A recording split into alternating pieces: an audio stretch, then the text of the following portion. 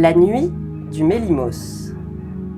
Hubert Benkemoun, Isabelle Châtelard, édition Père Castor Flammarion.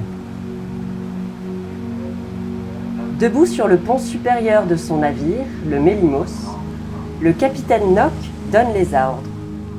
Il y a tant à vérifier avant d'appareiller pour le grand voyage, et le Mélimos est un si grand bateau. « Coucheur de soleil, êtes-vous prêts ?» crie le capitaine Nock en scrutant l'horizon. « Prêt à la manœuvre !» répond le coucheur de soleil, les mains déjà posées sur l'énorme manivelle de sa grue. « Descendez le soleil !» ordonne le capitaine. Et tout doucement, centimètre après centimètre, le soleil plonge dans l'océan pour enfin disparaître. « Croissanteur de lune, c'est à vous !» fait le capitaine Nock. « Quelle taille le croissant, capitaine ?» demande le croissanteur au garde-à-vous, à côté de son canon. « Ce soir, je veux une pleine lune ! Envoyez !» Le canon est silencieux, mais il tire loin. La couronne de la lune projette bientôt son halo sur toute la surface des flots. « À vous, lanceurs d'étoiles, fabriquez-nous une nuit bien étoilée. Parez à décocher !»« Parez, capitaine !»« Décochez !» commande le capitaine Nock. Le ciel, autour de la lune, se constelle petit à petit de 1000 milliards d'étoiles. La nuit est presque en place pour le voyage du Mélimos. Le capitaine Nock descend dans la salle des machines. « La turbine avant est-elle en route ?» demande-t-il. « Prête à souffler un ouragan ou une bourrasque, capitaine !» répond le leveur de vent. « Alors, en avant pour une petite brise arrière !»« À vos ordres !» fait le matelot, en actionnant les leviers de ses moteurs avant.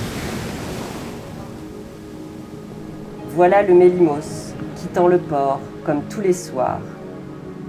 Lentement, il s'éloigne du quai pour gagner le grand large. Il va voguer ainsi paisiblement, toute la nuit. « Maintenant, plus un bruit !» chuchote le capitaine Nock à son équipage, rassemblé sur le pont. « Saupoudreur de rêve et récupérateur de doudou, accompagnez-moi. Nous allons faire la ronde des cabines des passagers. »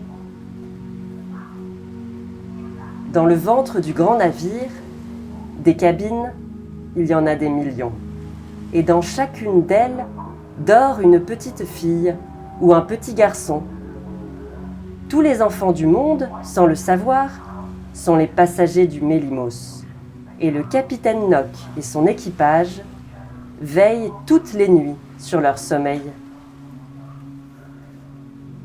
Accompagné du saupoudreur de rêve et du récupérateur de doudou, le capitaine Nock visite chaque cabine. Là, le saupoudreur pioche une pincée de rêve dans sa veste à 1000 poches et en dépose quelques poussières sur les passagers endormis. Des rêves, il en possède une cargaison incroyable de toutes les couleurs et de tous les parfums. Mais le saupoudreur est aussi indistrait. Parfois, il se trompe dans sa distribution.